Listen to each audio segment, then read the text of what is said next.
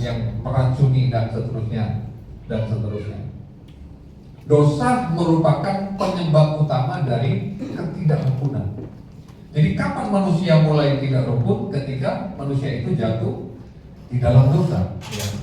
Adam mulai bilang gara-gara si Hawa, ya. Tuhan tanya kenapa kamu Adam? Ya, itu gara-gara perempuan yang Tuhan tempatkan. Jadi mulai ada saling menyalahkan satu dengan yang lain. Jadi setelah dosa masuk, makanya itu yang akan terus mengganggu manusia. Karena manusia itu seharusnya ada dalam rancangan Allah untuk menjaga kerukunan dalam rumah tangga atau dalam keluarga. Tema khotbah ini bukan hanya dikhususkan kepada orang yang sudah bersuami atau beristri, tapi ini bicara keluarga itu adalah juga orang tua dan anak. Ya, nanti ada bagiannya. Ya, kita akan lihat ada perannya masing-masing. Dan anak juga yang sudah dipersiapkan sejak muda atau sejak dini untuk tahu bahwa apa nanti ketika berkeluarga itu, apakah karena udah deadline, karena udah waktunya, karena udah ditanya sama orang tua, ditanya sama teman yang reunian kapan menikah, atau hanya sekedar mengejar target. Bukan, ya, karena dalam pernikahan itu harus merupakan calling, panggilan Tuhan. Jadi ada tujuan. Karena Paulus bilang kalaupun nggak menikah nggak apa-apa, ya, nggak apa-apa, ya.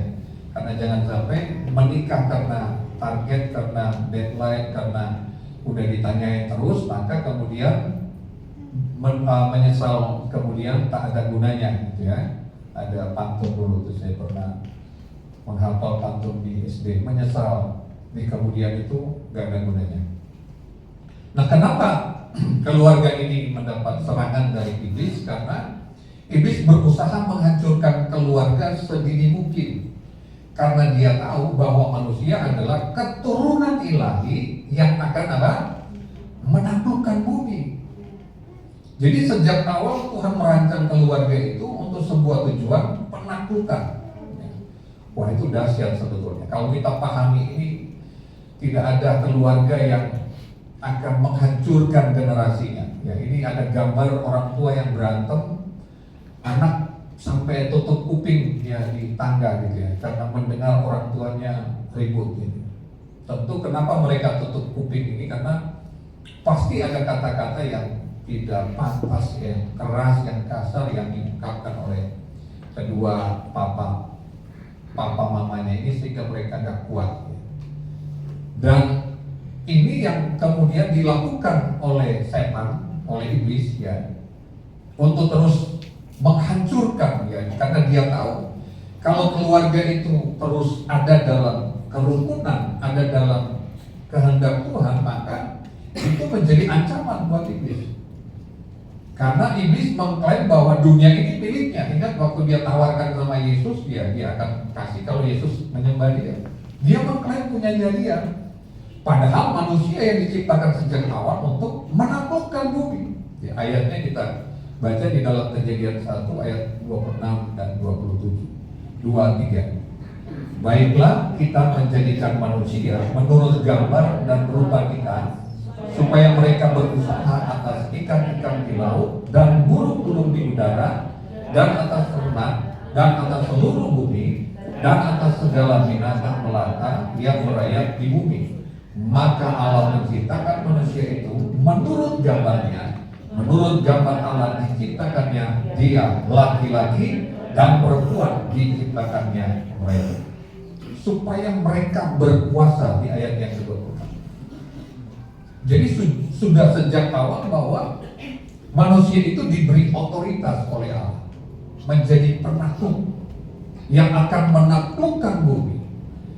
Menaklukkan bumi itu bukan hanya bicara soal kawasan-kawasan kecil yang kita bisa kuasai, tapi ini bumi, ya, ini bicara soal kosmos, bicara soal sistem yang harus dikuasai oleh anak-anak Tuhan, oleh orang percaya, oleh keluarga yang hidupnya rukun, yang melakukan apa yang menjadi kehendak Allah.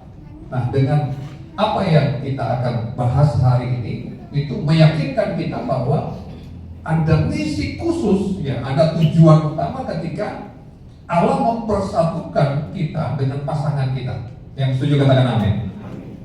Hari ini mungkin nggak semua bilang amin karena masih melihat buktinya, Pak, istri saya nggak ke gereja hari ini, suami saya belum ke gereja, Pak, belum sama-sama di dalam Tuhan.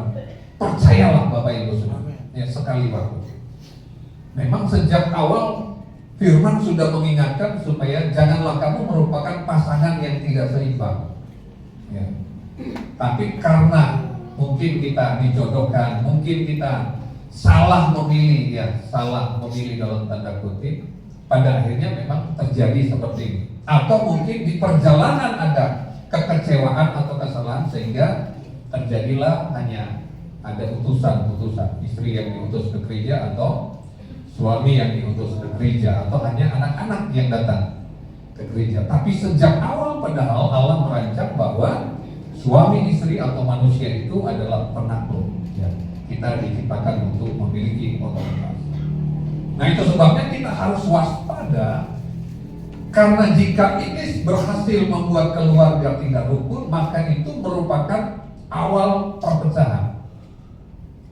Jadi yang bisa menilai keluarga itu tidak rukun itu bukan orang lain, ya, kita sendiri. Karena personality atau performa kita itu bisa dibuat-buat, Bapak Ibu Saudara. Ya. Kita bisa kalau lagi cekcok misalnya, ya, lagi cekcok sama pasangan, tiba-tiba bos telepon. Kira-kira Bapak Ibu yang angkat telepon dari pimpinan, dari bos itu akan nyaut keras, kencang karena terbawa emosi, atau paling diatur dulu mic-nya gitu ya, baru halo gitu ya, dengan lembut sekali gitu ya. Ada yang bisa dibantu, Pak? Ya, kita bisa tiba-tiba jadi seperti malaikat gitu ya, padahal habis perang tadi ya, habis dar dor gitu. Dan itu performa namanya, itu personality yang memang ada orang yang ahli malah dalam memerankan, ya, yang disebut dengan hipokrit, ya. Hipokrit itu sebenarnya konotasinya lebih ke negatif, ya. Karena bahasa yang benarnya itu munafik gitu, ya.